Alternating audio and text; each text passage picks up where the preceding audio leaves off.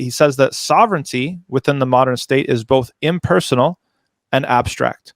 Okay, sovereignty, of course, referring to the ultimate authority, right? Like where does this political technology derive its authority from? We have the myth, and then we have reality. The myth is, the social compact or the social contract, and you go to the voting polls, and I go to the voting polls, and my act of voting is supposedly a surrender of some of my rights in order to get protections and these sorts of things. This is a mythology that we need to unpack. Is this really what's going on?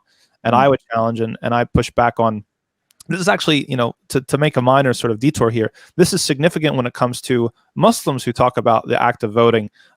Is it sort of a recognition of authority or giving bay'ah, which might be, either theologically or legally undesirable or problematic within sort of Islamic law and things like that?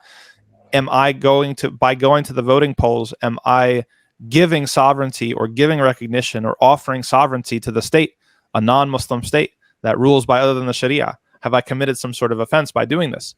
And those who I think conceptualize that this is what's going on when I go to the polling booth, they are assuming the mythology of the state as fact.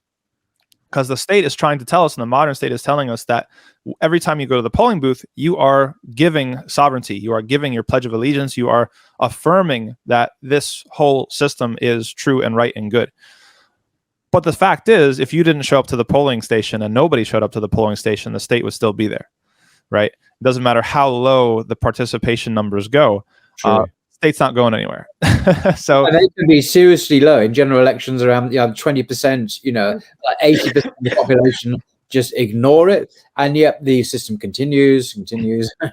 Right. So how true and how descriptive is this whole idea of the social compact theory and us handing over our sovereignty at the ballot box, and how much of it is a myth and a legitimizing myth at that?